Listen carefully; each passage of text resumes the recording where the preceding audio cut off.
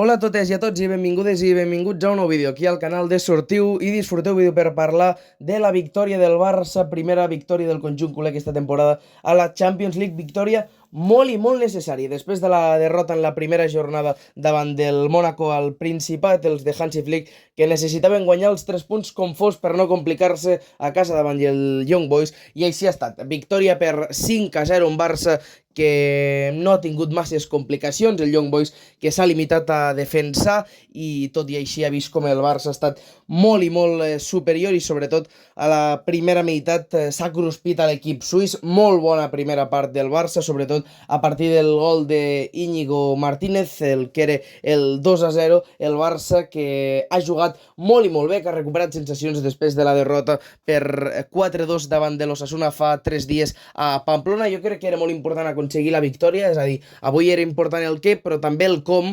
perquè han plogut moltes crítiques sobre el Barça i sobre Hansi Flick després de la derrota davant de l'Osasuna, i era molt important aconseguir aquests 3 punts importantíssims a la Champions, fer-ho amb un cop de puny sobre la taula, i així ha estat. Bona victòria del Barça, contundència, 5-0 davant d'un Young Boys que, com comentàvem, s'ha limitat a defensar, ha tingut un parell d'oportunitats clares, sobretot amb un partit ja molt relaxat, amb 4-0 el marcador, fins i tot un gol anul·lat per fora de joc al temps de descompte. Després en parlarem, però el Barça que no ha patit massa en defensa i que en atac ha jugat a plaer, amb el Young Boys absolutament tancat en defensa i un Barça que ha tingut molta pilota, molt durat, moltes accions, sobretot a la primera meitat.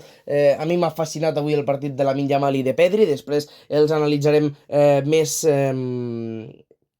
específicament, però en línies generals el Barça avui que ha estat molt superior al Young Boys, el Barça que ha demostrat que la derrota a Mónaco va ser fruit d'un accident i aconsegueix una victòria, com comentàvem, importantíssima a la Champions per recuperar sensacions després del 2-1 al Principat, per recuperar sensacions després del 4-2 a Pamplona i per respirar. Jo crec que el Barça necessitava molt tornar-se a trobar amb aquesta versió, sobretot ofensiva, que no vam veure davant de l'Osasuna el passat dissabte, aquesta versió de que ocasió que tens, ocasió que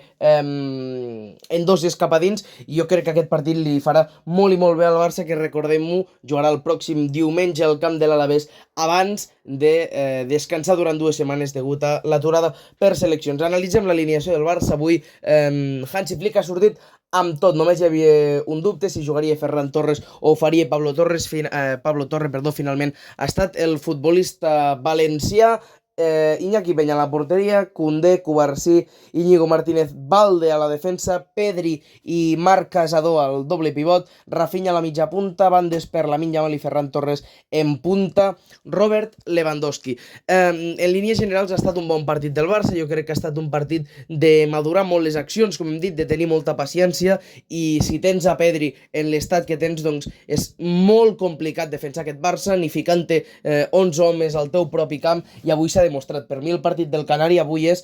superlatiu, ha estat sens dubte jo crec que el millor del partit, tot i els 2 gols de Robert Lewandowski, la bona actuació de Lamine Yamal sobretot a la primera meitat, que s'ha regatejat a qualsevol que se li posés al davant. Jo crec que avui els canvis de Hansi Flick han acabat adormint una mica l'equip a la segona meitat. És normal, al final han jugat futbolistes que estan encara molt poc rodats, com Ansu, com Frenkie de Jong, que ha tornat més de 5 mesos després, no jugava des del 21 d'abril en el partit davant del Real Madrid, el clàssic que va guanyar per 3-2 l'equip d'Ancelotti, en el que va lesionar-se el futbolista neerlandès a la primera meitat.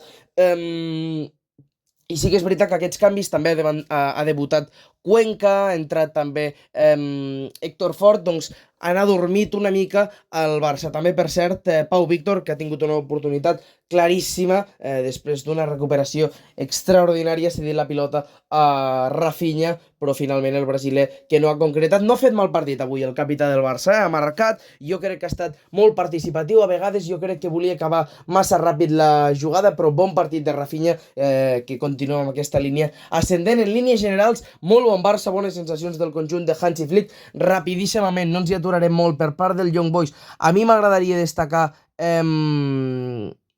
el partit que ha fet Monteiro, és a dir, m'ha semblat un futbolista tècnicament força limitat, però físicament ha fet un partit espectacular i jo crec que s'ha de posar en valor no només pel gol anul·lat finalment per fora de joc, sinó per com ha defensat a Balde durant tot el partit. Al final, els que som aficionats del Barça ja acostumem a veure els partits, sabem com és Balde, és un futbolista amb molt ritme, és un futbolista molt físic, amb molta velocitat, i avui realment Monteiro l'ha defensat a les mil meravelles.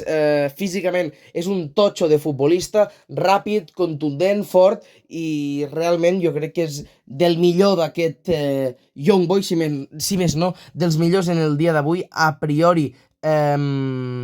Imeri, com veiem, i Urgnich, aquests mitjapuntes, són els futbolistes més destacats. S'ha de dir que avui han tingut molt poques oportunitats de destacar en atac, ja que el Young Boys, com podem veure, pràcticament no ha tingut la pilota. 72% de possessió per al Barça, que ha tingut moltes més oportunitats, 20 rematades, 8 entre els 3 pals, moltíssimes passades més. Sí que és veritat, cal destacar també que el Young Boys ha tingut una rematada al travesser del mateix Monteiro que comentàvem a la meitat de la segona part. Tot i això, partit plàcid per al Barça, victòria molt tranquil·la. Jo crec que avui el Barça no ha jugat al 100% i tot i així ha donat una imatge molt bona. Era molt necessari guanyar avui a Montjuïc per aconseguir 3 punts que tornessin la calma a Can Barça després de la derrota en la primera jornada de la Champions League i després de la derrota a Pamplona. El Barça que ha complit amb els deures i ara ja està pensant en un partit importantíssim a la Lliga per arribar a l'aturada de seleccions líder.